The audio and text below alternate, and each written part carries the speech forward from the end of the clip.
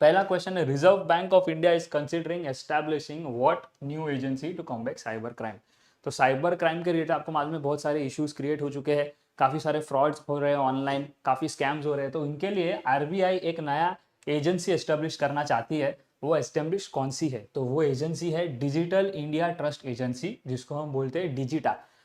तो अगर ऐसा कोई क्वेश्चन आ रहा है about scam, about digital crime, about cyber crime, तो आपको ध्यान रखना है कि आरबीआई और डिजिटा, ये दो कीवर्ड को याद रखो। आरबीआई स्कैम के रिलेटेड कुछ भी आ रहा है तो उसका आंसर आएगा डिजिटा। नेक्स्ट है, which state recently witness a controversial anti conversion law being passed. तो एंटी कन्वर्शन लॉ मतलब क्या? अगर आप एक धर्म में हो तो आप अभी कन्वर्ट नहीं हो सकते। जैसे अगर आप हिंदू हो तो आप मुस्लिम नहीं बन सकते, मुस्लिम हो तो हिंदू नहीं हो सकते, ऐसा कोई भी कन्वर्जन नहीं कर सकते। ऐसा लॉ कहाँ पे पास हुआ, कौन से स्टेट में? तो मध्य प्रदेश में ये लॉ पास हो चुका है। काफी कंट्रोवर्शियल लॉ है, काफी प्रोटेस्ट वगैरह भी हुए, लेकिन ये पास हो चुका है। नेक्स्ट है, what is the name of the joint venture between IOCL and Panasonic for lithium ion cell production. Lithium ion cell क्या होता है? तो जो भी आपके इलेक्ट्रिक स्कूटीज होते हैं, इलेक्ट्रिक कार हो गए, वो सब में एक लिथियम आयन बैटरी लगती है। अपने रिमोट के भी जो सेल होते हैं उसमें भी कहीं ना कहीं लिथियम आयन यूज होता है, लेकिन बहुत ही कम क्वांटिटी में। तो स्कूटी हो गया, ये हो गया, ये सब चीज़ों के लिए आजकल बहुत चाहिए लिथियम आयन। तो उसके लिए आईओसीएल और पैनासोनिक ने मिल करके एक जॉइंट वेंचर चालू किया। और उस जॉइंट वेंचर का नाम क्या है? तो उस जॉइंट वेंचर का नाम है Panasonic India energy. India's GDP growth rate for the current fiscal year is projected to be around। तो इस करंट ईयर के लिए इंडिया का जीडीपी ग्रोथ रेट कितना माना गया है? तो 6% के हिसाब से हमने प्रोजेक्शन रखी है कि ग्रोथ हो सकती है। As of April 2024, which Indian company became the most valuable company in the country? तो ऐसी कौन सी कंपनी 2024 के हिसाब से मोस्ट वैल्यूएबल कंपनी बन चुकी है इंडिया की? तो अपने पास ऑप्शन है Reliance industry, Tata consultancy, Adani and HDFC. तो आप सबको पता है अदानी काफी चर्चा में रहे हैं और इसीलिए इसका राइट आंसर है Adani green energy. Six question की तरफ जाते हैं। The government launch the skill India mission 4.0 with a focus on developing skills for traditional industry, emerging technologies, service sector, all of the above. तो स्किल इंडिया मिशन 4.0 जैसा skills India का है ना, अलग से पूरी वेबसाइट है गवर्नमेंट की तरफ से, जहाँ पे अलग अलग स्किल सिखाई जाती है, जिसके थ्रू आपको जॉब और एम्प्लॉयमेंट मिल सके। और इसमें अलग अलग चरण हुए हैं, जैसा स्किल इंडिया 2.0, 3.0। अब 4.0 के अंदर ये पूछ रहा है कि अपना कौन से सेक्टर के तरफ गवर्नमेंट का मिशन है। तो एमर्जिंग टेक्नोलॉजीज के रिलेटेड गवर्नमेंट स्किल्स सिखाना चाहती है, बिकॉज आपको पता है, सबको पता है, नेक्स्ट जो दौर आ रहा है वो है आर्टिफिशियल इंटेलिजेंस टेक्नोलॉजीज का दौर। तो इस दौर में स्किल इंडिया 4.0 के तहत एमर्जिंग टेक्नोलॉजीज को सिखाने पे गवर्नमेंट का ज्यादा जोर होने वाला है। नेक्स्ट है, what is the name of digital currency pilot project recently launch by the reserve Bank of India. तो ऐसा कौन सा प्रोजेक्ट है डिजिटल करेंसी के रिलेटेड जो आरबीआई ने लॉन्च किया है? तो हम सब ने पता है क्रिप्टो करेंसी आया था, बिटकॉइन आया था, उसके ऊपर टैक्स लगा दिया गया था। फिर गवर्नमेंट ने बोला था, आरबीआई ने बोला था कि हम अब एक अपना खुद का डिजिटल करेंसी लाने वाले। याद है, अगर आपने थोड़ा भी सोशल मीडिया पे भी अगर आप एक्टिव हो तो ये सारी चीजें चर्चा में आई थी। तो इस प्रोजेक्ट को क्या नाम दिया गया था? इसको नाम दिया था ई रूपी, क्योंकि ऑनलाइन करेंसी लेके जाने वाले, तो ई रूपी। नेक्स्ट है, the theme for the International Women's Day 2024 was. तो 2024 का जो इंटरनेशनल वुमेन्स डे, उसमें क्या थीम रखा गया था? तो थीम था हैशटैग ब्रेक द बायस। बायस क्या होता है? बायस यानी कि धारणा है जो हम एक तरफ मानते हैं, जो हमें लगता है कि सही है, लेकिन हो सकता है वो सही ना हो, लेकिन हम मान के चलते हैं उस चीज़ों को, हमारे दिमाग में लेके आगे बढ़ते हैं कोई भी डिसीजन लेने के लिए, तो उसको हम बोलते हैं बायसनेस। तो ब्रेक द बायस चैलेंज यहाँ पे रखा गया था, जहाँ पे हम कई चीज़ों में विमेंस की वैल्यू नहीं करते हैं या उनको समझते हैं कि वो हमारे लेवल की नहीं है। ऐसी सारी चीज़ें हमारे माइंड में चलती है, बिकॉज सालों साल से हमें यही सारी चीज़ें दिमाग में डाली गई है। तो ये चीज़ तोड़ने के लिए इस बार ब्रेक द बायस जो था वो थीम रखा गया था। Government recently announced a plan to increase the forest cover in India to what percentage by 2030। तो फॉरेस्ट बहुत ही अहम होता है, आपको पता है। जैसे ही फॉरेस्ट कम होने लगता है तो समस्या आने लगती है, क्लाइमेट चेंज हो जाता है, बारिश वगैरह गिरनी कम हो जाती है, तो पूरी की पूरी एनवायरमेंटल साइकिल खराब हो जाती है और उससे कहीं ना कहीं इकोनॉमी में भी फायदा होता है। तो इकोनॉमी के अपने अपने नुकसान है। जैसे समझो कि अगर बारिश नहीं होगी, खेती नहीं होगी, खेती नहीं होगी, तो उनको पैसा नहीं रहेगा, पैसा नहीं रहेगा, पैसा मार्केट में नहीं घूमेगा, ना अनाज पहुंचेंगे तो महंगाई बढ़ेगी। तो सारी चीज़ें कनेक्टेड है। तो इसीलिए फॉरेस्ट को बढ़ाना बहुत ज़रूरी है। इसीलिए गवर्नमेंट ऑफ इंडिया ने 2030 तक क्या परसेंटेज प्लान किया कि हम फॉरेस्ट को बढ़ाएंगे। तो यहाँ पे आंसर है 25%, 25% फॉरेस्ट बढ़ाने का गवर्नमेंट का बाई 2030 का प्लान है। What is the name of the first tiger reserve in India to achieve the prestigious CAZA Conservation Assured Tiger Reserve Certification? तो ऐसा कौन सा इंडिया का पहला टाइगर रिजर्व है जिनको ये जो दिया गया है CAZA ये सर्टिफिकेशन से सर्टिफाई किया गया है? तो यहाँ पे अपने पास ऑप्शन है Corbett national park, Kanha national park, Ranthambore national park और बधौगढ़ नेशनल पार्क। तो यहाँ पे राइट आंसर है Kanha national park. Kanha national park को CAZA यानी कि कंजर्वेशन अश्योर्ड टाइगर रिजर्व का सर्टिफिकेशन दिया गया है। Name the Indian scientist who recently receive the prestigious Alan Turing award for contribution to theoretical computer science. तो इनमें से कौन से ऐसे साइंटिस्ट है जिनको अभी हाल ही में प्रेस्टिजियस एलन टर्निंग अवार्ड दिया गया था? हमारे पास सीवी रमन तो अभी है ही नहीं, सत्येंद्र बोस भी पहले के थे, अभिजीत बैनर्जी और संजीव अरोरा। तो राइट आंसर है संजीव अरोरा। दो आपको ध्यान रखना होगा, सीवी रमन और सत्येंद्र नाथ बोस, ये दिया है कंफ्यूज करने के लिए, ये अभी जिंदा ही नहीं है, तो इनको अभी अवार्ड कैसे मिलेगा? इनको जो अवार्ड था वो पहले मिल चुका है। तो आपको ये चीज़ें ध्यान में रखनी है, कभी भी ऐसे क्वेश्चन आए तो आपको थोड़े लॉजिक लगाने हैं, कौन अभी करंट टाइम में है कौन नहीं है। अभी सीवी रमन ऐसे आदमी है जिनका नाम में सबको पता ही है। सत्येंद्र नाथ बोस जो भी थोड़ा बहुत साइंस के बारे में जानते हैं उनको भी पता है कि बोस थियरी बनी गई थी। तो ये सारे फेमस पर्सनालिटीज़ है, थोड़े फेमस पर्सनालिटीज़ के बारे में पढ़ा करो, जाना करो, खाली मीम्स मत देखते रहो सोशल मीडिया पे। काफ़ी सारी चीज़ें भी होती है सोशल मीडिया पे, उस पर भी थोड़ा नज़र बनाए रखो। James Webb telescope successfully captured it's first ever image of what celestial object? तो कौन से सेलेस्टियल ऑब्जेक्ट का सक्सेसफुली जेम्स वेब टेलीस्कोप ने इमेज लिया था? जेम्स वेब टेलीस्कोप क्या है? तो नासा के द्वारा एक मिशन रखा गया है जहाँ पे उनका काम है कि उस पर पूरा एक कैमरा का सिस्टम रखा है और वो जितना दूर तक जा सकते हैं उतने दूर तक जाएगा और अलग अलग प्लैनेट्स, अलग अलग चीज़ों के स्पेस में फ़ोटोज़ यहाँ पे नासा वाले को भेजेगा, ताकि हमको पता चले कि हमारे यूनिवर्स में क्या क्या चीज़ें हैं, क्या क्या प्लैनेट्स है, क्या क्या एस्ट्रॉइड्स है, सारी चीज़ों के बारे में अपने को एक नॉलेज मिल सके। तो यहाँ पे answer a black hole, a distant galaxy, exoplanet या नेब्यूला। तो डिस्टेंट गैलेक्सी का एक अच्छा फोटो यहाँ पे खींच के भेजा था जेम्स वेब टेलीस्कोप ने, जिससे हमें मालूम पड़ा कि अच्छा हमारी जो दूर से गैलेक्सी है वो कैसी दिखती है। थोड़ा बहुत हमें आइडिया आ सकता है कि वहाँ पे कैसे प्लैनेट्स हो सकते हैं। काफ़ी इंपॉर्टेंस होती है, लेकिन काफ़ी डिटेल में हम नहीं जाएंगे फिलहाल क्योंकि ज़रूरत नहीं है हमें यहाँ पे। What is the name of the upcoming human space flight mission by ISRO aiming to send the crew of 4 astronaut to space? तो जैसे कि नासा बहुत बार मून पे लोगों को भेज चुका है और उनकी इंटरनेशनल स्पेस स्टेशन भी है, रशिया का भी है, जो वहाँ पे एस्ट्रोनॉट्स ही स्पेस में रहते हैं, वैसा ही इंडिया ने मिशन करना चाहता है जहाँ पे 4 स्पेसक्राफ्ट के जरिए 4 लोगों को ऊपर पहुँचाया जाएगा, जहाँ पे एक पर्टिकुलर ऑब्जेक्ट होगा जिसमें ये 4 एस्ट्रोनॉट रहेंगे, यानी कि स्पेस में रहेंगे। तो ऐसा कौन सा मिशन है जहाँ पे 4 लोगों को स्पेस में रखने की पूरी योजना की गई है, इंटरनेशनल स्पेस स्टेशन बनाने की योजना की गई है? तो वो प्रेस्टिजियस जो मिशन है जो इसरो द्वारा रखा गया उसका नाम है गगनयान, जो कि हाल ही में स्टेज बाय स्टेज होने वाला है, जिसमें सबसे पहले रोबोट को भेजा जाएगा, अगर वो सक्सेस हुआ फिर इंसानों को भेजा जाएगा। Which country hosted the 2024 winter Olympics? तो किस कंट्री में 2024 का विंटर ओलंपिक्स होने वाला है या हुआ है? तो यहाँ पे अपने पास ऑप्शन है China, South Korea, Italy, Japan. तो अपने पास आंसर आता है Italy. The ongoing war between Russia and Ukraine began in? सबसे फेमस क्वेश्चन है, काफ़ी चांसेस से आ सकते हैं क्योंकि ये बेसिक चीज़ है तो पता होनी चाहिए। रशिया यूक्रेन का युद्ध चालू है कि 2 साल ऑलमोस्ट होने आए हैं और ये युद्ध चलते ही जा रहा है। तो इसकी शुरुआत कब हुई थी? इसकी शुरुआत हुई थी फरवरी 2022, यानी कि फरवरी में इस पर्टिकुलर चीज़ को 2 साल कंप्लीट हो चुके हैं, 2 साल से युद्ध शुरू है। Who was the recently appointed new chief justice of India? Chief justice यानी कि जो मेन सबसे जज होता है, सुप्रीम कोर्ट का जो सबसे मेन जज होता है उसको हम बोलते हैं चीफ जस्टिस। और यहाँ पे अपने पास ऑप्शन है जस्टिस NV रमणा जो रिटायर हो चुके हैं, justice DY Chandrachud, justice UU Lalit और जस्टिस SA बोबडे। तो इनमें से कौन से है? तो अपने पास आंसर है justice DY Chandrachud. 17th question, the government launch fit India mission 2.0 campaign focused on promoting.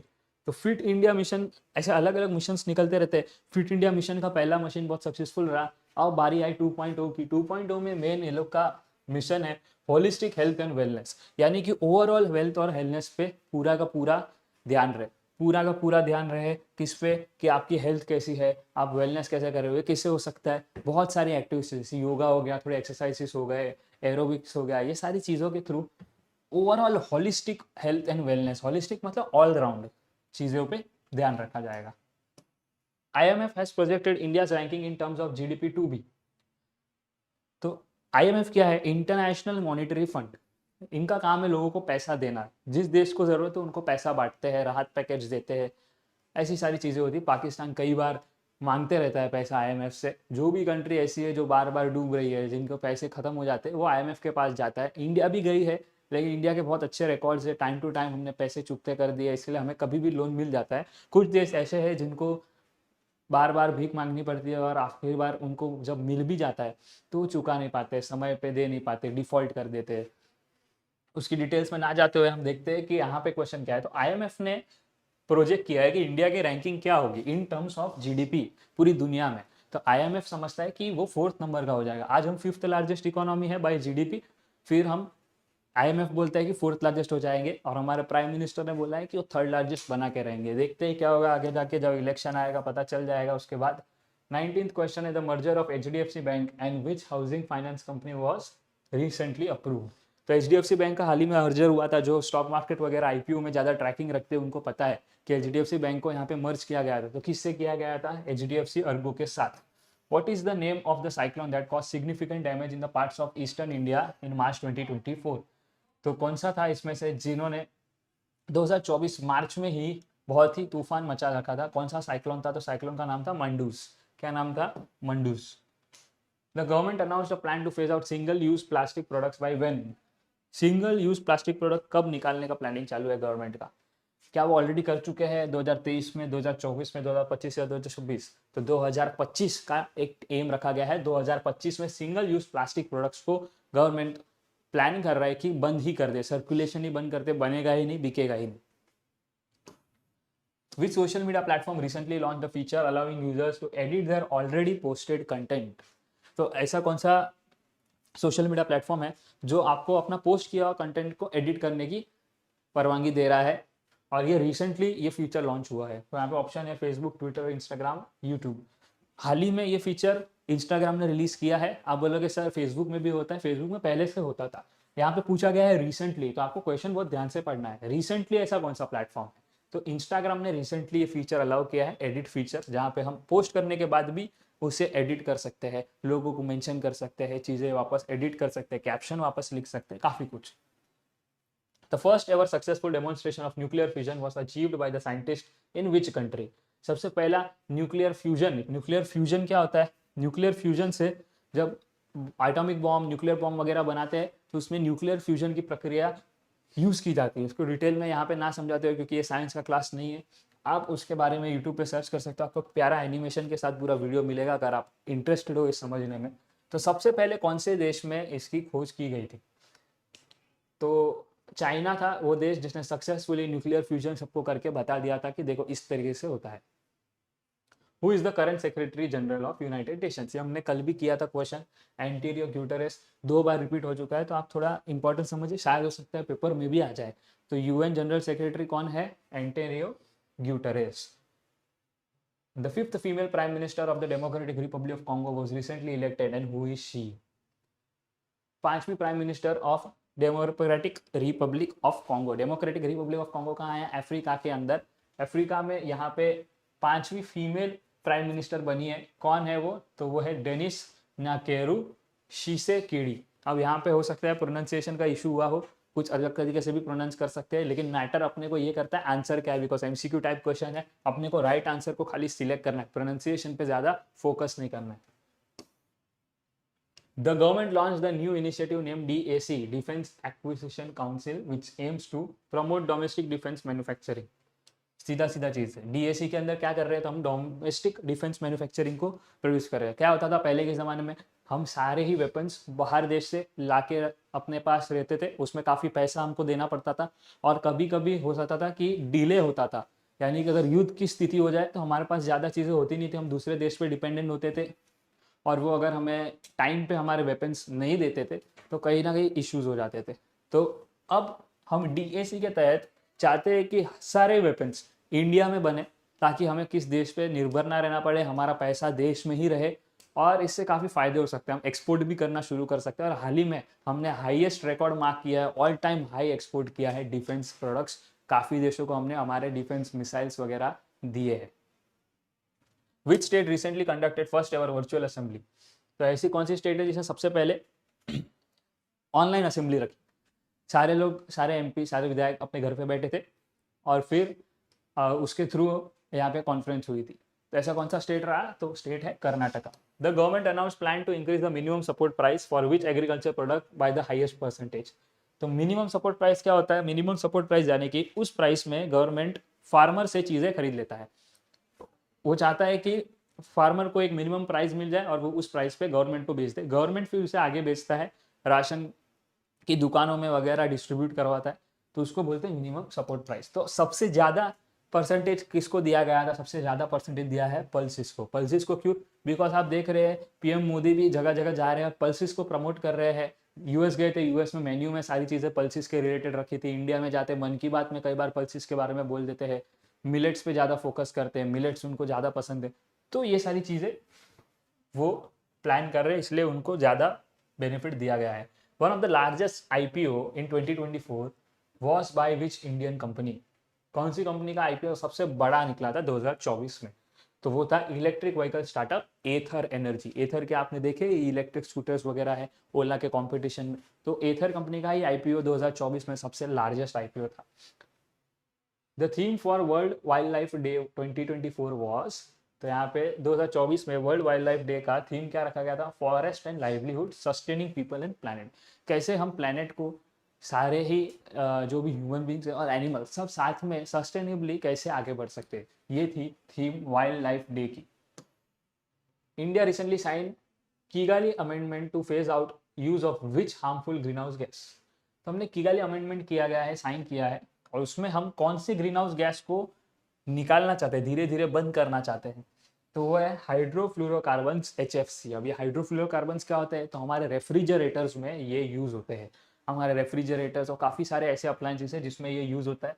तो हमने ये अमेंडमेंट साइन कर लिया है और हम धीरे धीरे फेज्ड मैनर में ये जो पर्टिकुलर गैस है इसका चलन कम करने वाले हैं दूसरे टेक्नोलॉजीज का इस्तेमाल करके। First ever image of the black hole was captured by which telescope in 2019? तो ब्लैक होल का फोटो पहली बार 2019 में कौन से टेलीस्कोप से देखा गया था? तो इवेंट होराइजन टेलीस्कोप है, उसमें से ब्लैक होल को बहुत ही क्लियरली देखा गया था। और वो फोटो थी वो बहुत ही वायरल हुई थी सोशल मीडिया पे, हर जगह आपको देखने, आप अगर आज भी टाइप करते हो अभी कि ब्लैक होल फोटो, तो जो लेटेस्ट फोटो आएगा वो इवेंट होराइजन के थ्रू ही देखा गया है। First ever image of black hole वाला हमारा क्वेश्चन हो चुका है। Okay, which country successfully launch its first ever reusable spacecraft in 2024? Reusable spacecraft यानी कि क्या? जो जाता है मिशन करके आता है, वहां पे लैंड होता है और फिर से वहां से उड़ के वापस अर्थ पे आ जाता है, इसको बोलते हैं रीयूजेबल। मतलब एक ही रॉकेट को हम बार बार यूज कर सकते हैं फ्यूल भर भर के। आज हम जैसे कोई एक टू व्हीलर चलाते, टू व्हीलर चलाते वक्त अपन क्या करते? पेट्रोल खत्म हो गया, पेट्रोल भराते, फिर शुरू गाड़ी। सेम चीज हो जाएगी, स्पेसक्राफ्ट जाएगा यहाँ से जहाँ आप भेज रहे हो, वहां पे लैंड करके अपना मिशन खत्म करके वापस अर्थ पे खुद आ जाएगा। तो ये चीज 2024 में यूएस में स्पेसएक्स में की गई थी। स्पेसएक्स का जो स्टारशिप था, जो इलॉन मस्क की कंपनी है, उन्होंने फर्स्ट टाइम ये एक्सपेरिमेंट किया, सक्सेसफुल रहा और पहला रीयूजेबल स्पेसक्राफ्ट की शुरुआत कर दी। Ongoing conflict between Israel and Palestine primarily centers around the disputed territory of.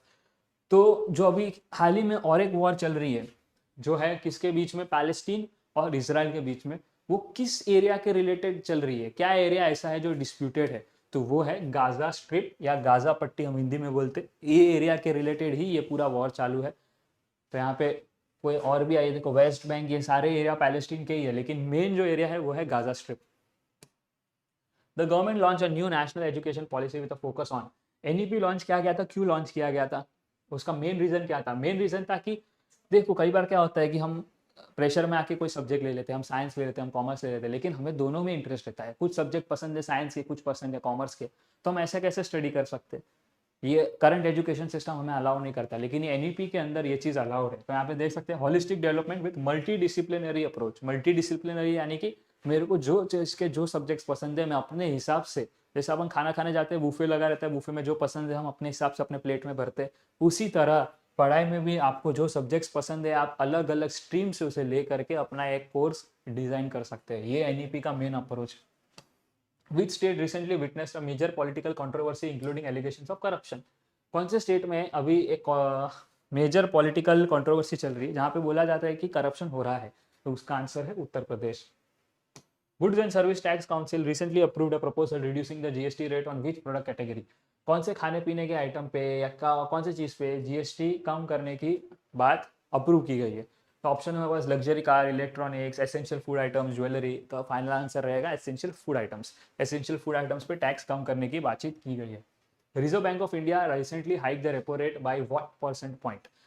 क्या परसेंट से रेपो रेट को बढ़ाया गया है? तो 0.5% से रेपो रेट को इंक्रीज किया। रेपो रेट क्या है इसका भी आपको अच्छे एनिमेशंस में यूट्यूब पे वीडियो मिल जाएंगे, अगर आप इंटरेस्टेड हो देख सकते हो, वरना फिलहाल के लिए इस एग्जाम के लिए ज़रूरत नहीं है। Hashtag #MeToo movement gained renewed attention in India due to allegations against which prominent personality?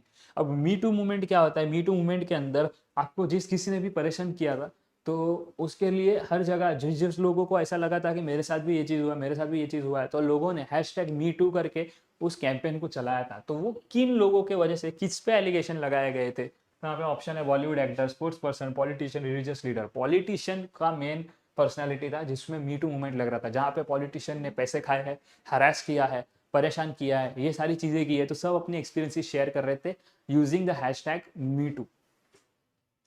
India is signatory to which international convention on the rights of person with disabilities? तो ऐसे कौन से इंटरनेशनल कन्वेंशन का India को signatory रखा है? Signatory यानी इनके साइन के बगैर चीज़ें आगे नहीं बढ़ेगी, ये चेंज होती रहती है कंट्री वाइज। फिलहाल इंडिया के पास है कौन सी संस्था है ऐसी जो डिसेबिलिटी के साथ डील करती है? Convention on rights of persons with disabilities, ये ऑर्गेनाइजेशन की सिग्नेटरी अभी इंडिया बनी है। Which social media platform recently announce a ban on all political advertising? कौन सा ऐसा सोशल मीडिया प्लेटफॉर्म है जहाँ पे पॉलिटिकल एडवर्टाइजिंग पे बैन लगा दी गई है? तो हमारा आंसर है यहाँ पर फेसबुक। फेसबुक पे आप फिलहाल कोई भी इलेक्शन के रिलेटेड, पॉलिटिकल रिलेटेड कैंपेन वगैरह नहीं चला सकते, कोई एड्स आपको देखने को नहीं मिलेंगे। The concept of metaverse refers to, metaverse क्या होता है? तो एआई के ज़माने में मेटावर्स का बहुत वर्ड यूज होता है। मेटावर्स मेटावर्स ये है क्या? तो मेटावर्स यानी कि कोई भी ऐसी चीज़ जो फिलहाल में अपने सामने है नहीं लेकिन वर्चुअली है, वर्चुअली पूरी एक दुनिया बनाना, वर्चुअली गेम। आपने देखा रहेगा वीआर सेट पहन के लोग गेम्स खेलते हैं। अभी एप्पल का विजन प्रो निकला था, यहाँ पे आप आँख पे पहनते हो और आपको सारी चीज़ें उसके ज़रिए दिखती है। आप पूरा एक कंप्यूटर सिस्टम, पूरी की पूरी चीज़ सामने अपने देख सकते हो यूजिंग विजन प्रो। तो ये क्या है? ये एग्जांपल है मेटावर्स का, virtual reality world with focus on interaction. सारी चीज़ें वर्चुअल, आप घर पे बैठे हो लेकिन आपको मन कर रहा है कि आप कहीं घूमने चले जाओ, तो आपने वो विजन प्रो पहन लिया और आप बैठे हो और आपको ऐसा एक्सपीरियंस हो रहा है कि आप उस जगह पे पहुंच गए हो, लेकिन असलियत में आप कहाँ बैठे हो? आप घर पे ही बैठे हो। इसी चीज़ को हमें डिस्क्राइब करते हैं as metaverse. Government launch new initiative name Khelo India with focus on promoting. Khelo India क्यों लॉन्च किया गया? Khelo India grass root level पे स्पोर्ट्स को बढ़ावा देने के लिए प्रमोट किया गया है। इससे क्या होगा कि काफ़ी सारे एथलीट्स हमें मिलेंगे जो आगे जाके देश को ओलंपिक्स या फिर अलग अलग वर्ल्ड लेवल के जो भी गेम्स होते हैं वहाँ पे रिप्रेजेंट करके हमारे देश का नाम रोशन कर सके। तो यहाँ पे हमारा ऑप्शन रहेगा grass root level sports development in India. Which state assembly recently passed a bill reserving a certain percentage of seats for women in local body election? कौन सी ऐसी स्टेट असेंबली है जिसने अभी बिल पास किया है जहाँ पे महिलाओं को कुछ सीट रिजर्व की गई है? तो यहाँ पे हमारा ऑप्शन है तेलंगाना। तेलंगाना स्टेट के अंदर लोकल बॉडी में वुमेन के लिए रिजर्वेशंस की गई है। India recently signed a free trade agreement which country to boost a bilateral trade? कौन से कंट्री के साथ हमने फ्री ट्रेड अग्रीमेंट अभी हाल ही में साइन किया है जिससे हमारे उस देश में ट्रेडिंग रिलेशंस बहुत अच्छे हो जाए? फ्री ट्रेड अग्रीमेंट में क्या होता है कि कोई भी कस्टम ड्यूटीज वगैरह नहीं होती, हम टैक्सेस हटा देते हैं ताकि वो देश में जो सामान बिक रहा है वही भाव में हमारे देश में भी बिक जाए। तो हमने हाल ही में कनाडा के साथ फ्री ट्रेड अग्रीमेंट साइन किया है। ऑस्ट्रेलिया, यूएई, यूके के साथ हम ऑलरेडी कर चुके हैं। कनाडा के साथ हमारे कुछ संबंध बीच में अभी अच्छे नहीं रहे थे, लेकिन फिर भी एफटीए हमने साइन कर लिया है। Launch of 5G network is expected to have a significant impact on growth of which emerging technology? तो 5G नेटवर्क से किस पर्टिकुलर टेक्नोलॉजी में और फायदा हो सकता है? यहाँ पे ऑप्शन है, देखो अपने सामने ब्लॉकचेन है, आईओटी है, आर्टिफिशियल इंटेलिजेंस या ऑल ऑफ अबव। तो आईओटी और आर्टिफिशियल इंटेलिजेंस में बहुत फर्क है। आईओटी क्या होता है, सेंसर्स वगैरह यूज किए जाते हैं, जैसे कि हम एसी में जहाँ पे देखते हैं हम रिमोट से उसको ऑपरेट कर रहे हैं, तो रिमोट और एसी के बीच में सेंसर्स काम आते हैं जो सिग्नल्स दे रहे हैं कि टेम्परेचर बढ़ाने बोल रहा है, टेम्परेचर कम करने बोल रहा है। कई बार हमारा फोन में आगे आईआर ब्लास्टर होता है। आईआर ब्लास्टर क्या करता है, फोन को रिमोट में बना देता है। एमआई के फोन्स में पहले आईआर ब्लास्टर बहुत आते थे, जिसके थ्रू हम फोन से ही सारे चीज का रिमोट बना सकते थे, जैसे टीवी का रिमोट, एसी का रिमोट फोन से ही कन्वर्ट कर सकते थे। तो ये क्या है, सेंसर्स है। ऐसे काफी सेंसर्स होते हैं अलग अलग इंडस्ट्री में, जैसे गाड़ियों में हो गया, ऑटोमोबाइल इंडस्ट्री पूरी एज अ होल में हो गया, स्पोर्ट्स में यूज किए जाते हैं सेंसर देखने के लिए कि क्या एंगल पे बैट्समैन खड़ा है तो उसे डिसमिसल ज्यादा हो रहा है, क्या एंगल पे बॉलिंग करनी चाहिए जिससे सामने वाला ज्यादा आउट हो रहा है, क्या एंगल पे शॉट्स उठाने चाहिए जिससे सिक्स जाने के चांसेस बढ़ जाते हैं। ये सारी चीजें सेंसर से ट्रैक होती है और ये सब टेक्नोलॉजीज आईओटी के अंदर आती है। और 5G से इस आईओटी नेटवर्क का ही एक्सपांचर या एक्सपेंस होना बढ़ रहा है और यही दिख रहा है हमें growth story of 5G affecting IoT. Last 2 question हमारे बचते हैं। ब्रिक्स क्या है, ब्रिक्स समिट 2024 जो हुई थी, अब ब्रिक्स क्या हो समझो। ब्रिक्स यानी कि ब्राजील, रशिया, इंडिया, चाइना और साउथ अफ्रीका, ये 5 देश मिलके समिट ऑर्गेनाइज करते हैं। जैसे कि नेटो की समिट होती है, G20 होती है, वैसे ही ब्रिक्स है। ब्रिक्स के अंदर ये 5 देश मिलके ग्लोबल टाइज के बारे में डिस्कस करते हैं। तो इनका 2024 में क्या थीम था, थीम था global economic recovery post pandemic. आपने देखा कोविड के टाइम में सारे ही मार्केट्स क्रैश कर गए थे, सब कुछ बंद हो गया था, सारे बिजनेसेस खत्म हो गए थे, तो सब देश को एक नुकसान हुआ है। उस नुकसान से कैसे उभरना है, कैसे हम चीजों को आगे लेके जा सकते हैं, कैसे ये 5 देश मिलके आपस में एक दूसरे की मदद कर सकते हैं, ये थीम रखी गई थी 2024 में जब समिट हुई थी BRICS. Recent archaeological discovery in Egypt unearthed a well-preserved tomb believed to belong to which pharaoh? pharaoh क्या होता है, तो पुराने जमाने में जो राजा होते थे, राजा को pharaohs बोला जाता था। इन pharaoh की टूम बनाई जाती, टूम यानी कि क्या, उनको दफन कर दिया जाता था, उसके ऊपर पिरामिड बनाई जाती थी। जब आर्कियोलॉजिकल सर्वे हुआ इजिप्ट के अंदर, यानी कि खोजबीन हुई, तब एक नया pharaoh मिला और उस pharaoh का नाम क्या था, तो क्या वो तुतनखामुन था, रामसेस 2 था, क्लियोपाट्रा थी, या फिर पता ही नहीं, अब तक आइडेंटिफाई नहीं है। तो उसका आंसर है the pharaoh is yet to be identified. अब तक उसका पता नहीं चला है कि वो फैरो का नाम क्या था। टूटनखामुन या रामसेस या क्लियोपैट्रा के बारे में हमारे पास थोड़ा बहुत सबूत है और वो उस लोकेशन पे नहीं है, लेकिन फिलहाल ये जो हमें मिला है उस पर हमें कोई भी जानकारी नहीं है। लास्ट क्वेश्चन है इस पीडीएफ का। The International Olympic Committee recently voted to include which new sport in 2028 Summer Olympics. पहला ऑप्शन है अपना सर्फिंग, ब्रेक डांसिंग और क्रिकेट। तो 2028 में किस स्पोर्ट्स को रखने की बात की जा रही है। ब्रेक डांसिंग ऐसा स्पोर्ट है जिसके बारे में बात की जा रही है।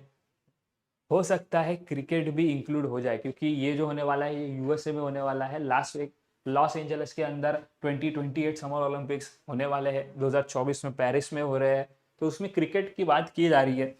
ये जो T20 वर्ल्ड कप भी होने वाला है, इसके बाद शायद इस पर बातचीत की जाएगी कि क्रिकेट को इंक्लूड करे या ना करे, लेकिन ब्रेक डांसिंग को मिल चुका है अप्रूवल और वो एज अ स्पोर्ट 2028 ओलंपिक्स में अपने को देखने को मिलेगा। तो यहाँ होते हैं हमारे 50 जनरल नॉलेज एंड अवेयरनेस के क्वेश्चन खत्म, जिसमें हमने नेशनल इंटरनेशनल अफेयर्स को थोड़ा टच कर लिया है और इसी में थोड़ा स्पोर्ट्स का भी कंटेक्स्ट हमने ले लिया है। पहला ही क्वेश्चन देखो, यहाँ पे थियरी वियरी नहीं होती है, बिकॉज ये करंट अफेयर्स है। करंट अफेयर्स में हम थियरीज के बारे में क्या ही जानेंगे, तो हम सीधे क्वेश्चंस पे आते हैं और क्वेश्चंस का नॉन स्टॉप फटाफट आंसर जाते हैं, क्योंकि यहाँ पे अपने को कुछ रट्टा नहीं मारना है। बहुत लोग का सर ये भी क्वेश्चन आया था कि सर मुझे फोन भी आए थे, इंस्टाग्राम पे भी बहुत डीएम आए थे कि सर करंट अफेयर्स पे आपने इतना कुछ डाला है, जीके के इतना डाला है, तो क्या हम रट्टा मारे क्या। रट्टा नहीं मारना है, अपने को क्या करना है, पढ़ना है और बार बार रिपीट करना है। मैंने कितनी बार बोला है, आप जितनी बार रीड करते जाओगे उतना आपके माइंड में बैठ जाएगा। रीड करते जाना, अवेयर रहना है, नाम ही आपका टॉपिक का जनरल नॉलेज एंड अवेयरनेस, चीजों के बारे में अवेयर रहने के लिए। ठीक है, स्टार्ट करते हैं। Which organisation celebrated its 75th anniversary in April 2024। तो किसने अपना 75वां एनिवर्सरी सेलिब्रेट किया था 2024 अप्रैल में। United Nations, world wide organization, North Atlantic Treaty Organization, NATO और इंटरनेशनल मॉनिटरी फंड। चेक करते हैं आंसर, आंसर है नेटो।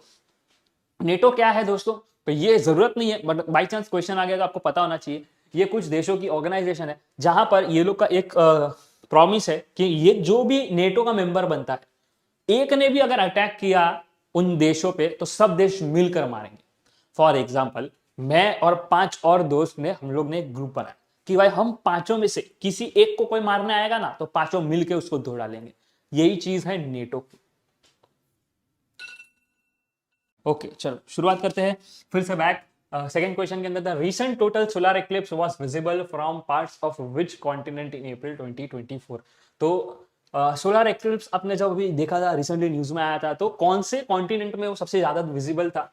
2024 में ये चीजें हुई थी। ऑप्शन है हमारे पास Africa, North America, South America और एंटार्क्टिका। तो आंसर है एंटार्क्टिका। एंटार्क्टिका से नजर आई थी। और यहाँ पे नॉर्थ अमेरिका भी रॉन्ग आंसर नहीं है, नॉर्थ अमेरिका से भी बहुत अच्छे से विजिबल थी।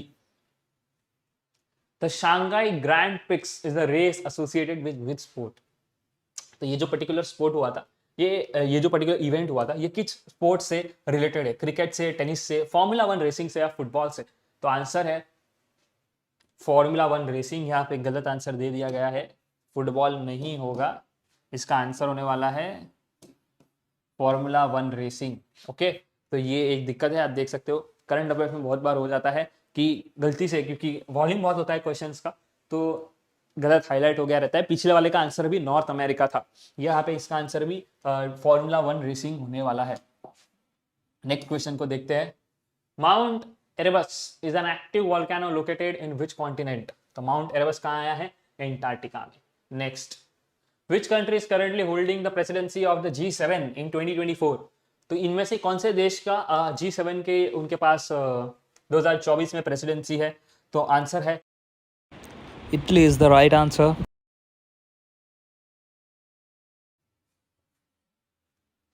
ओके। नेक्स्ट क्वेश्चन की ओर बढ़ते हैं। The T20 World cup is held in how many years? तो कब कब T20 वर्ल्ड कप हुआ जाता है? तो यहाँ पे आप देख सकते हैं 4 साल दिया है, बट यहाँ पे भी एरर है, ये 4 साल नहीं है, बल्कि आंसर आएगा एवरी 2 ईयर्स। हर 2 साल में T20 वर्ल्ड कप हुआ जाता है। नेक्स्ट क्वेश्चन देखते हैं। Who is the chief information commissioner of India? इनमें से कौन है जो भारत के चीफ इंफॉर्मेशन कमिश्नर है? तो वो है श्री हीरालाल समारिया, जो कि चीफ इंफॉर्मेशन कमिश्नर है भारत के। How many people from AP got Padma Shri award in 2023? Andhra Pradesh से कितने लोग हैं जिनको पद्मश्री अवार्ड 2023 में दिया गया? तो टोटल 7 लोग हैं। Which country has ordered to kill camels due to drought in January 2020? 2020 में किस देश ने ये ऑर्डर दिया गया कि कैमल्स को मार दो क्योंकि ड्रॉट आ गया है? तो देखते कौन सा देश है वो है ऑस्ट्रेलिया। ऑस्ट्रेलिया में ये ऑर्डर दिया गया था टू किल द कैमल्स, क्योंकि वहां पे सूखा पड़ गया था। Which institution has launched Insurance for All by 2047 mission? 2047 में, यानी कि 2047 के अंदर किस पर्टिकुलर इंस्टीट्यूशन ने ये स्कीम लॉन्च की है कि हम हर घर तक इंश्योरेंस पॉलिसी पहुंचाएंगे? IRDAI, NITI Aayog, ministry of finance या ministry of health and family welfare? तो नीति आयोग वो पर्टिकुलर इंस्टीट्यूशन है जिसने ये पर्टिकुलर स्कीम निकाली है। Which state or union territory has recently set up Directorate of Minority Affairs? किस पर्टिकुलर स्टेट या यूनियन टेरिटरी ने ये पर्टिकुलर कमिटी को सेटअप किया है, directorate of minority affairs? Check करते हैं हम आंसर। चेक, आंसर है दिल्ली। पर पहला क्वेश्चन जो होने वाला है वो है which is the largest continent by land area? तो लैंड एरिया के हिसाब से सबसे बड़ा कॉन्टिनेंट कौन सा है? तो वो है एशिया। नेक्स्ट क्वेश्चन देखते हैं। Which ocean is the largest by area? कौन सा ओशन सबसे बड़ा है एरिया वाइज? तो वो है पैसिफिक ओशन। नेक्स्ट देखते हैं। Which river is the longest river in the world? Nile River. What is the capital city of Canada? Ottawa. बहुत फास्ट जा रहा हूँ बिकॉज इसमें याद करने जैसा कुछ नहीं है, अपने को खाली मालूम होना चाहिए, जानकारी होनी चाहिए। जैसे टॉपिक का नाम है general knowledge and awareness, aware होना है खाली टॉपिक के साथ। Which mountain range is the highest in the world? Himalayas. Which desert is the largest in the world? Sahara Desert. Which country is known as the land of thousand lakes? Finland. What is the capital city of Brazil? Brasilia. Which country is the smallest by land area? Vatican City. Which strait separates Asia from North America?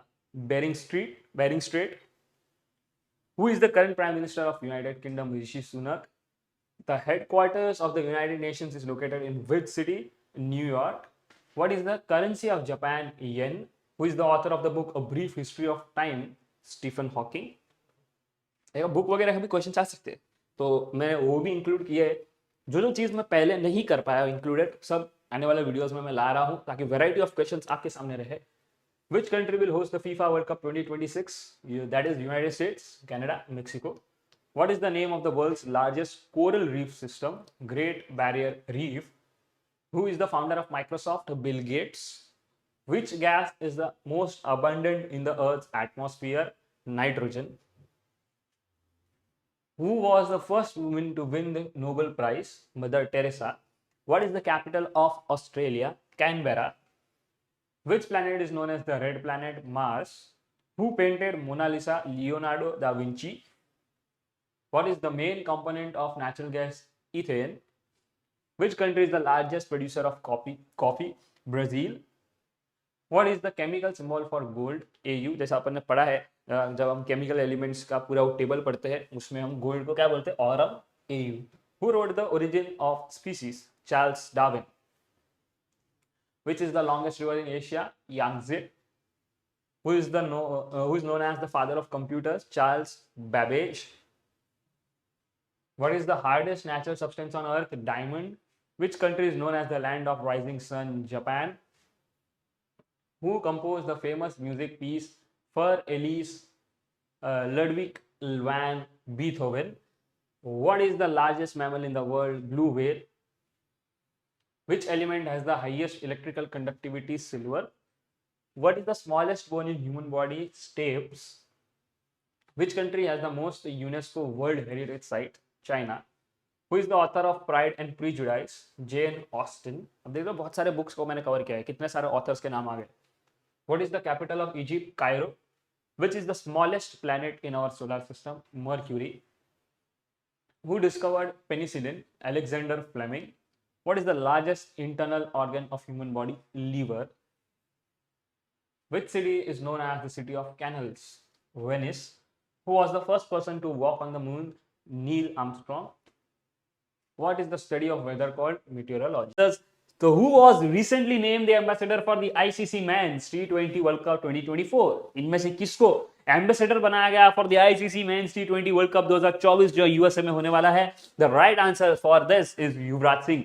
अब यहाँ पे सबसे पहले आपको क्या कर लेना है वो बात समझे. वीडियोस अगर आपको पसंद आ रही है, आपको लग रहा है कि मैं आपके लाइफ पे एक वैल्यू ऐड कर रहा हूँ, सीटी की जर्नी में आपकी थोड़ी भी मदद कर पा रहा हूँ, वीडियोस को लाइक कीजिए, कमेंट सेक्शन में अपना सपोर्ट दिखाइए, अपने डाउट्स को लीव कीजिए, सब्सक्राइब कीजिए चैनल पे अगर आप नए आए हो, और जितना जल्दी शेयर कर सकते हैं वीडियो को शेयर कर दीजिए. इंस्टाग्राम पे मुझसे कनेक्ट हो जाइए. इंस्टाग्राम पे हम ढेर सारी आपके डाउट्स के रिलेटेड बातें करेंगे, आपके डाउट्स को सॉल्व करूंगा. अपार्ट फ्रॉम दैट कोई छोटी मोटी आपकी गड़बड़ है, कोई स्ट्रेस है, आप मेरे साथ शेयर कर सकते हो. तो इंस्टाग्राम के थ्रू, इंस्टाग्राम पे मैं काफ़ी अलग कंटेंट भी डालता हूँ जिसके थ्रू आपको थोड़े मोटिवेशन मिल जाएंगे. जी हाँ, वहाँ पे मेरे मोटिवेशनल कंटेंट्स मिलते हैं. तो इंस्टाग्राम पे जल्दी से जाके मुझे फॉलो कर दीजिए, और अगर फॉलो नहीं कर रहे तो डेली विजिट कीजिए, क्योंकि एवरी डे मैं कुछ ना कुछ ऐसा अपलोड करता हूँ जो आप में एक मोटिवेशन का स्पार्क ऐड कर देगा, जो आपके सीडी के जर्नी में आपको मदद देने वाला है. और चैनल को जल्दी सब्सक्राइब कर दीजिएगा, बिकॉज बहुत जल्द ऐसे सरप्राइजेस आ रहे हैं जो आपने सोचा भी नहीं होगा.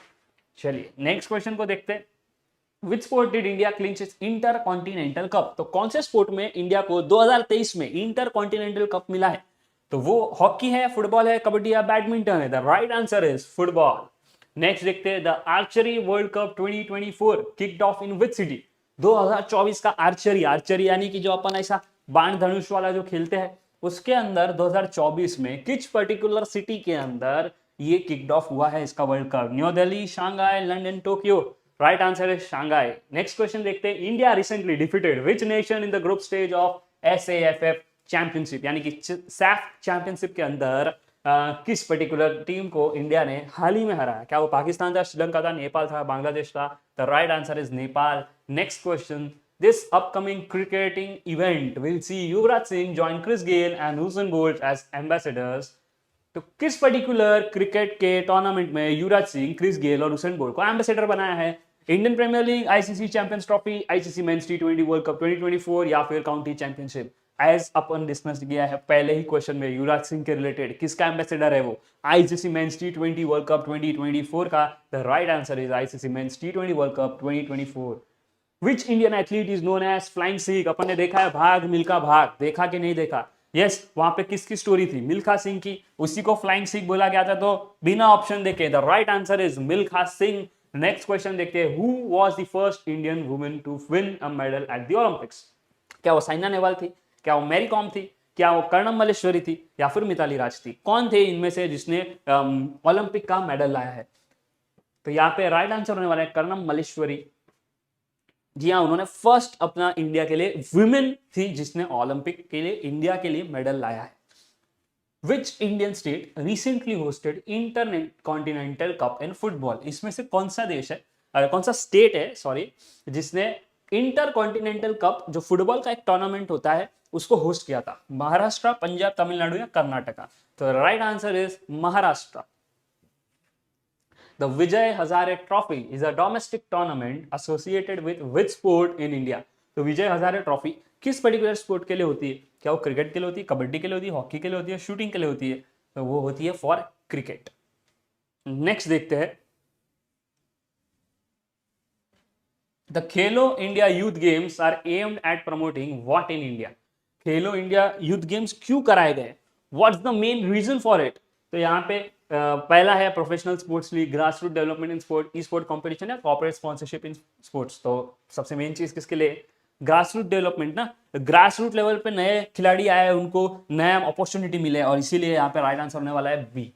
Rajiv Gandhi Khel Ratna award is India highest sporting honour, which organisation awards it? तो राजीव गांधी खेल रत्न कौन देता है इनमें से? बीसीसीआई देता है, ministry of youth affairs and sports देता है, ओलंपिक कमेटी देता है, या इंडियन ओलंपिक एसोसिएशन? सीधी सी बात है, ये नेशनल अवार्ड है तो कोई नेशनल अथॉरिटी देगा जो कि ministry of youth affairs and sports देता है। Which Indian city is known as city of joy and will be hosting the upcoming chess olympiad in 2024? City of joy किसको कहते हैं? इट्स कोलकाता। अगर अपन आईपीएल देखते हैं तो कमेंटेटर्स अक्सर बोला करते हैं welcome to the city of joy, Eden Gardens में आज के इस मुकाबले में आपका स्वागत है, यानी कि सिटी ऑफ जॉय क्या है? Kolkata. Next, Nikhat Zareen recently von a gold medal at which prestigious boxing tournament? तो इनमें से किस बॉक्सिंग टूर्नामेंट में निखत जरीन को एक गोल्ड मेडल मिला है? क्या वो एशियन गेम्स था, क्या वो कॉमनवेल्थ गेम्स था, क्या वो बॉक्सिंग चैंपियनशिप था, या फिर ओलंपिक्स था? तो चेक करते हैं, the answer is world boxing championship. World boxing championship में गोल्ड मेडल मिला है निखत जरीन को for boxing. India's first ever Paralympic gold medal came in which sport? यानी पैरालंपिक्स होता है, जो ओलंपिक्स होता है उसके बाद जो डिसेबल लोग होते हैं उनके लिए पैरालंपिक्स होता है। ये पैरालंपिक्स टूर्नामेंट के अंदर इंडिया का प्रेस्टिजियस पहला गोल्ड मेडल किस पर्टिकुलर स्पोर्ट्स में आया था? क्या वो टेबल टेनिस में था, शूटरी में था, आर्चरी में था, या फिर एथलेटिक्स में था? तो that came for table tennis. Table tennis sport से भारत का पहला पैरालंपिक गोल्ड मेडल आया था। The Starberry Sense is recently developed sensor by India. What is its primary function? तो अभी ये साइंस वाला पार्ट आ गया है, स्पोर्ट्स खत्म हुआ है। स्टारबेरी सेंस कौन सा सेंसर है? इंडिया ने बनाया था, इसका क्या मेन काम है? एयर पोल्यूशन डिटेक्ट करना, स्टार पोजीशन डिटेक्ट करना, सॉइल कंपोजिशन डिटेक्ट करना, या फिर ओशन करंट्स एंड टेम्परेचर को मॉनिटर करना? तो right answer is measure the star position for spacecraft navigation. Spacecraft के लिए स्टार पोजीशंस का कैलकुलेशन बहुत जरूरी है, बिकॉज टाइम वहां पे चलता नहीं है। तो द स्टार्स का जो पोजीशन है वही एक मीडियम बनता है जिसके थ्रू हम समझ पाते हैं कि हम कहां तक पहुंचे हैं, कितना पहुंचे हैं, सारी सारी चीजें। In April 2024, which space agency successfully launched PSLV-C55 carrying an experimental module? तो इनमें से कौन से पर्टिकुलर ऑर्गेनाइजेशन ने PSLV-C55 को लॉन्च किया था? क्या वो यूरोपियन स्पेस एजेंसी थी, नेशनल एरोनॉटिकल स्पेस एडमिनिस्ट्रेशन थी, इसरो था, या फिर जेक्सा था? तो the right answer is ISRO, Indian Space Research Organisation. क्योंकि पीएसएलवी की जब भी बात होती है, पीएसएलवी हमारा रॉकेट है, इंडिया का रॉकेट है, और इसरो ही इसे लॉन्च करता है। Which Indian institute is leading research efforts on a new type of chemical bonding in solids? इनमें से कौन सा इंस्टीट्यूट है जो नए टाइप का केमिकल बॉन्डिंग सॉलिड्स के अंदर है उसके बारे में रिसर्च कर रहा है, जानने की कोशिश कर रहा है? Indian Institute of Science Education and Research, Indian Institute of Technology Delhi, National Chemical Laboratory and Indian Institute of Astrophysics. Check करते हैं right answer. The right answer is IIT Delhi, यानी कि Indian Institute of Technology Delhi. Project Gaitonde, a recent initiative in Indian science, focuses on advancement in which field? तो ये जो है project Gaitonde, ये किस पर्टिकुलर फील्ड के लिए प्रोजेक्ट बनाया गया है? एआई, क्वांटम कंप्यूटिंग, रोबोटिक्स या जेनेटिक इंजीनियरिंग? तो right answer is quantum computing. जी हाँ, क्वांटम कंप्यूटिंग के रिलेटेड प्रोजेक्ट गायतोंडे रिलीज किया गया है, इंडियन इनिशिएटिव है फॉर क्वांटम कंप्यूटिंग। बहुत इंपॉर्टेंट होता है दोस्तों, क्वांटम कंप्यूटिंग एक ऐसी चीज है जो अचीव हो गई तो बहुत ही बड़े लेवल की चीज़ें हो सकती है, एक रेवोल्यूशन क्रिएट हो सकता है in the field of technology, और इसीलिए हर देश इसके पीछे काम कर रहा है और हमने इंडिया में प्रोजेक्ट गायतोंडे के तहत ये चीज़ें की है। Indian government launch the mission to promote research and development in clean energy technologies. कौन सा है इसमें से मिशन जिसमें government research and development in clean energy and technology promote कर रहा है? Number 1 Green Grid Mission, number 2 Mission Innovation, number 3 National Solar Mission, number 4 Smart City Mission. Check करते हैं, the right answer is National Solar Mission, क्योंकि देखो यहाँ पे clean technology की बात चल रही है ना, तो यही तो हो सकता है, सी और बी और डी तो नहीं होगी। एलिमिनेशन टेक्निक प्री स्टार्टिंग के वीडियोस में मैंने बताया था कि जब भी अपने को आंसर नहीं पता तो क्या करना है, अपने को एलिमिनेट करना स्टार्ट करना है कि क्या आंसर नहीं हो सकता। तो स्मार्ट सिटी नहीं हो सकता, इनोवेशन नहीं हो सकता, ग्रीन ग्रिड और सोलर में लग रहा है, तो right answer is solar. Indian government recently announce plans to establish a large telescope in Himalayan state. कौन से हिमालयन स्टेट में एक लार्ज टेलीस्कोप लगाने का इंडियन गवर्नमेंट ने प्लान बनाया है? जम्मू कश्मीर, हिमाचल प्रदेश, उत्तराखंड या फिर सिक्किम? तो the right answer is Himachal Pradesh. Next देखते हैं, the Bhim Aadhaar platform allows for digital transaction using. किसके मदद से भीम आधार ऐप आप इस्तेमाल कर सकते हो डिजिटल ट्रांजैक्शन के लिए? Facial recognition, fingerprint scanning, iris recognition या voice authentication? Right answer is fingerprint scanning. Fingerprint scan करके आप पेमेंट्स कर सकते हो अगर आप भीम आधार प्लेटफॉर्म को यूज करते हो। अपने यूपीआई आजकल यूज करते हैं, कैसे यूज करते हैं? By scanning QR code, PIN डालते हैं, अभी स्कैन करके आप फिंगरप्रिंट खाली लगा दोगे तो भी पेमेंट हो जाएगा, पिन डालने की आपको जरूरत नहीं है। India is member of which international organization that promotes peaceful use of nuclear energy?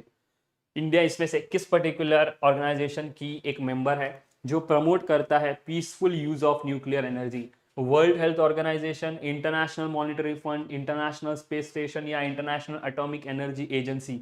तो देखते हैं राइट आंसर क्या है। राइट आंसर, ओके एक second, the right answer would be the International Atomic Energy Agency. क्यों सर? बिकॉज ये 3 organisation ऊपर की है, उसको न्यूक्लियर एनर्जी के साथ कोई लेना देना नहीं है। इन वर्ल्ड हेल्थ ऑर्गेनाइजेशन हेल्थ के रिलेटेड है, आईएमएम पैसे के रिलेटेड है, स्पेस स्टेशन के स्पेस के रिलेटेड है, atomic energy is related to nuclear energy, इसीलिए the D would be the right answer. Mangalyaan mission in India successful exploration of which celestial body? Mangalyaan किसके लिए था? We all know Mangal means Mars, the right answer would be Mars. As simple as this. ऐसा question अगर आपको आ गया तो आपकी चांदी चांदी, आपकी लॉटरी लॉटरी। और मुझे लग रहा है इस टाइप के क्वेश्चन ही आएंगे because this is the first time this exam is going to take place and the difficulty level according to me would be easy to moderate level. ज़्यादा हार्ड क्वेश्चंस नहीं पूछे जाएंगे बिकॉज दे ऑल्सो वांट कि ये exam एक successful trial बने, because इसके ऊपर वो सोचेगी कि how to go ahead for the next year. अगर ये एग्जाम एक सक्सेस निकल करके आती है फॉर स्टूडेंट्स, फॉर प्रोफेशनल्स, एक बेंचमार्क सेट हो जाता है, तो नेक्स्ट ईयर से शायद हर एग्जाम के लिए, यानी हर साल के लिए बीएमएस, बीबीए, बीबीएम और इन सारे कोर्सेज के लिए एंट्रेंस एग्जाम ही लागू हो जाएंगी और 12th का कोई वैल्यू नहीं रहेगा। जैसे कि साइंस के लिए जेडब्ल्यू और नीट ज़्यादा इंपॉर्टेंट है, वैसे ही हर बीएमएस, बीबी और बीबीएम और बीसीए एस्पिरेंट्स के लिए ये सीईटी इंपॉर्टेंट होने वाली है। सो लेट्स सी कैसा पेपर आता है। The national centre for biological science is located in which Indian city? Mumbai, Bangalore, Delhi, Chennai? Right answer is Bangalore. Start करते हैं आज के लेक्चर को। पहले समझते हैं कि क्या इंडिया की हिस्ट्री है वगैरह, क्या कल्चर है, जैसा कि हम हर लेक्चर में करते हैं। पहले थियरी और फिर कुछ क्वेश्चंस। तो India's history and culture are intertwined forming a vibrant tapestry dating back to thousands of years. हजारों साल जूना हमारा हिस्ट्री है और उसका सबसे पहला थ्रेड जो है वो है Indus Valley Civilization. Indus Valley Civilization बहुत ही फेमस है, सबसे जूनी सभ्यता है और एक अर्बन सिविलाइजेशन उसको बोला जाता था बिकॉज जो टाउन प्लानिंग थी, जो सारी चीज़ें थी, ड्रेनेज सिस्टम से लेके बिल्डिंग्स और जो भी हर एक टाउन के अंदर चीज़ें होती है, जैसे एक अलग अलग चीज़ के लिए डेडिकेटेड एरिया, ये सब कुछ इंडस वैली सिविलाइजेशन के अंदर बनाया हुआ था। ये कब फ्लरिश्ड हुई थी?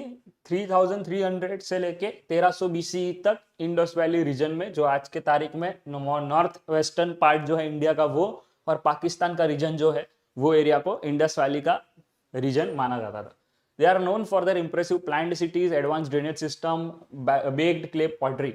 तो वही टाइम पे ना जो ब्रिक्स अपन देखते, वो ब्रिक्स क्या है, एक बेक्ड क्ले का वर्जन है, मिट्टी को बेक कर देते हैं, उससे ब्रिक्स बनता है। वो लोग ने वो टाइम पे उसकी पॉटरी बना दी थी, उसी से घर बना दिए थे। कब? बिटवीन 3300 टू 1300 BC के टाइम पे। Mysterious script has yet to be fully deciphered. अब उनकी भाषा में लिखी हुई चीज तो हमें बहुत मिली है एक्सकावेशन के वक्त, बट वो हम पढ़ ही नहीं पा रहे। रीजन बीइंग कि वो ऐसी लैंग्वेज में लिखी है कि वो हम अब तक डिसाइफर यानी कि समझ नहीं पाए हैं उसको, क्या लिखा उसका मतलब बाहर नहीं निकाल पाए। सेकेंड जो इंपॉर्टेंट फेज आता है वो है वैदिक period and rise of Hinduism. मतलब इस पर्टिकुलर पीरियड के बाद कोई मेजर चीज हुई है तो वो हुई है वैदिक पीरियड की, और हिंदुइज्म का किस तरीके से जन्म हुआ, ये सारी चीजें। वैदिक पीरियड लास्ट हुआ 1500 से 500 BCE। 3300 से लेके 1300 BCE तक ये था। फिर 1500 से 500 BCE तक वेदास का फाउंडेशन हुआ। वेदास ही वो टेक्स्ट है जिसके ऊपर आज हिंदुइज्म बेस्ड है। This period also witness establishment of caste system. Caste system यहाँ पे जन्म हुआ, क्योंकि वेदास में 4 अलग अलग टाइप के लोग बताए गए थे। Development of philosophical concepts like karma dharma, ये बना कि कर्म क्या होता है, धर्म क्या होता है, सारी चीजों का डेफिनेशन बना। Hinduism the world's third largest religion, जो दुनिया का सबसे बड़ा रिलीजन में 3rd नंबर पे आता है, वो जो है उस एक कॉम्प्लेक्स और डाइवर्स रिलीजन में बना। उसकी फिलोसॉफी, माइथोलॉजी, ट्रेडिशन, रिचुअल्स ये हर जगह फैलने लग गए इस समय में। तो ये वो पीरियड था जहाँ पे वेद का निर्माण हुआ, वेद के कॉन्सेप्ट्स आए, उससे हिंदुइज्म बना और हिंदुइज्म एक अच्छी तरीके से ग्रो हुआ। फिर आता है अपना थर्ड पीरियड, वो है एम्पायर्स एंड इन्वेजन्स। मतलब अब ये समय आया है कि अलग अलग एम्पायर बन गए बड़े बड़े, और फिर आक्रमणकारियों, दूसरे एनिमीज अलग अलग जगह से इन्वेड करने लगे इंडिया को। तो India history is marked by the rise and fall of numerous empire. बहुत एम्पायर बने, बहुत एम्पायर खत्म हो गए। मौर्य एम्पायर जो अशोक द ग्रेट ने बनाया था 1322 से 185 BCE के बीच, वो बुद्धिज्म को स्प्रेड करने के लिए बना, नॉन वायलेंस को मानने के लिए बना। गुप्त एम्पायर जो golden age of art literature और साइंस, मतलब इनके एम्पायर के अंदर आर्ट लिटरेचर साइंस अपने बेस्ट लेवल पे था, वो एक अच्छा एम्पायर के रूप में उभर करके आया।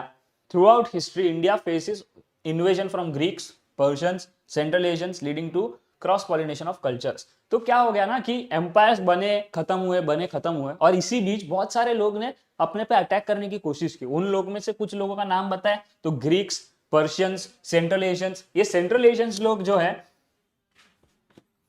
वो लोग ही अपन कह सकते हैं कि वो तुर्किक लोग थे। ये तुर्किक में ही बाबर ने क्या बोलते हैं अकबर, ये लोग सब आ जाते हैं। क्या सेंट्रल एशियन लोग ही है वो लोग, और वो लोग में ही ये लोग आते हैं। ग्रीक्स पर्शियंस लोग ने भी आया, और ये लोग के इन्वेजन की वजह से जब ये लोग कहीं ना कहीं तो सफल हुए, कुछ कुछ पार्ट्स पे इनका राज हुआ, तो कल्चर्स, उनका कल्चर हमारे में आया, हमारा कल्चर वो लोग कैरी फॉरवर्ड करके गए, और एक इन्फ्यूज्ड कल्चर के निर्माण हुआ। काफी जगह पे नए कल्चर्स पैदा हुए इंडिया में। फिर आया मिडीवियल इंडिया। मिडीवियल इंडिया मतलब अब ऐसा चरण जो एम्पायर खत्म हो गए, और ये जो आक्रमणकारी थे वो लोग ने हमारे पे अच्छी तरीके से शासन जमा लिया था। दिल्ली सल्तनत 1206 से 1526 तक CE तक, और मुगल एम्पायर 1526 से 1857 CE तक, ये लोग सबसे बड़े एम्पायर थे इंडिया के। मुस्लिम एम्पायर जो इंडिया पे बहुत अच्छी तरीके से राज कर रहे थे। This empires brought new architectural styles, literary traditions and administrative system. तो ये लोग ने अपने टाइप के आर्किटेक्चर्स लाए, थोड़ा लिटरेट ट्रेडिशंस लाया, एडमिनिस्ट्रेटिव सिस्टम्स लाए। थे हमारे में भी थे, हम लोग भी इंडियंस लोग भी फॉलो करते थे, बट इन्होंने अपने स्टाइल से जिस तरीके से चलता था उस तरीके से लाया। Mughal period is particularly renowned for is magnificent monuments like Taj Mahal. तो इनके टाइम पे थोड़े स्ट्रक्चर्स बने, उसमें से एक फेमस स्ट्रक्चर है ताजमहल, और काफी सारे इन्होंने और स्ट्रक्चर्स ऐसे बनाए। कॉलोनियल एरा और इंडिपेंडेंस। अब ये ऐसा एरा था जब ये इतने बड़े बड़े एम्पायर खत्म हो गए, और एक ऐसा एम्पायर आया जिसने दुनिया पे राज किया, उसको हम बोल देंगे the British Empire. European traders 15th century में आए। अब क्यों आया, इतना बात समझो, इंडिया का एक इंपॉर्टेंट समझो कि क्यों ये लोग को आना पड़ा।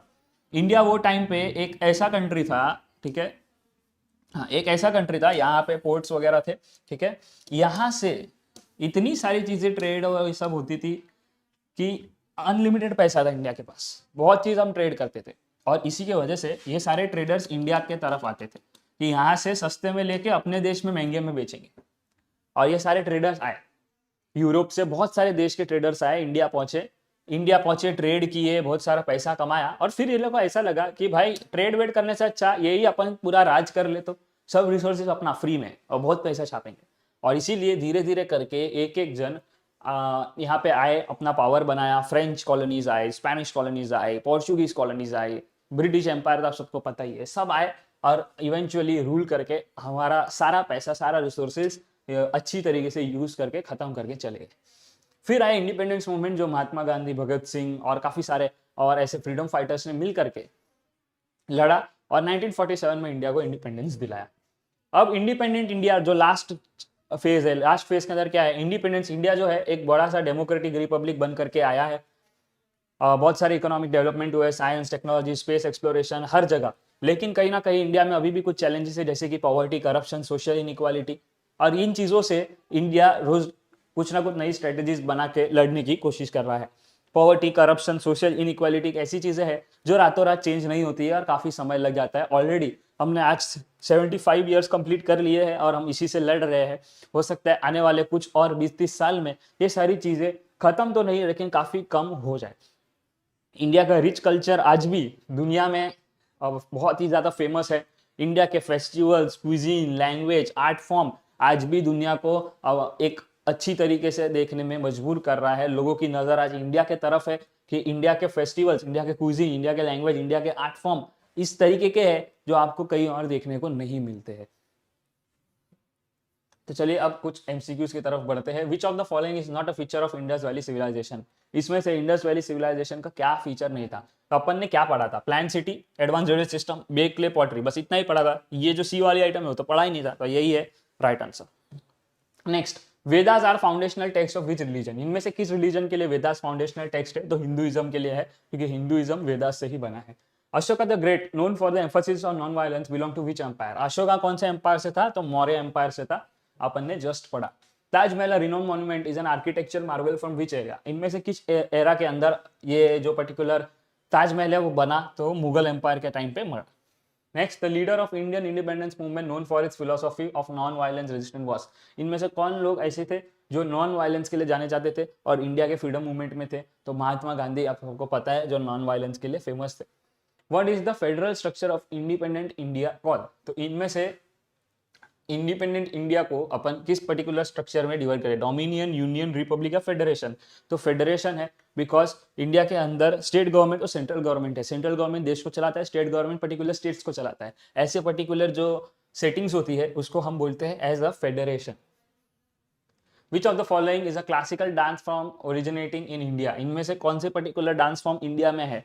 बैले, कथक, फ्लेमेंको या फिर टैंगो? तो Kathak is our Indian origin. Which language is spoken in the second most number of people in India? इनमें से कौन सी लैंग्वेज है जो इंडिया में सबसे ज्यादा बोली जाती है आफ्टर हिंदी? इंग्लिश, बंगाली, तमिल या तेलुगु? ओके, तो यहाँ पे मेरे हिसाब से आंसर इंग्लिश है, बट यहाँ पे आंसर दिया नहीं है, तो I don't want to take a wrong guess. आप चेक कर लेना, आपको आंसर मिल जाएगा। Ayurveda is a traditional Indian system of medicine focused on? अब आयुर्वेदा किस में फोकस करता है? सर्जरी में, वैक्सीनेशन पे, एंटीबायोटिक्स पे या नेचुरल हीलिंग पे? तो नेचुरल हीलिंग पे फोकस करता है आयुर्वेदा, कि खुद से ठीक हो जाएंगे। Okay, which of the following is the national festival of India? इनमें से कौन सा ऐसा त्योहार है जिसको हम नेशनल फेस्टिवल मानते हैं? तो यहाँ पे इंडिपेंडेंस डे को नेशनल फेस्टिवल माना जाता है, क्योंकि पूरी इंडिया, आप कोई भी रिलीजन के होने दो, इस दिन को सेलिब्रेट करता है। इंडिपेंडेंस डे एक ऐसा चीज है जो हर आदमी सेलिब्रेट करता है। दशहरा, होली, दिवाली, ये ऐसी चीजें हैं जो हिंदुइज्म के लिए है, जो शायद बाकी धर्म वाले शायद ना मनाए, आजकल तो बनाते हैं, बट इंडिपेंडेंस डे ऐसा है जो धर्म से ऊपर है और देश को एक साथ करता है। इसके लिए नेशनल फेस्टिवल की बात आए तो वही आता है।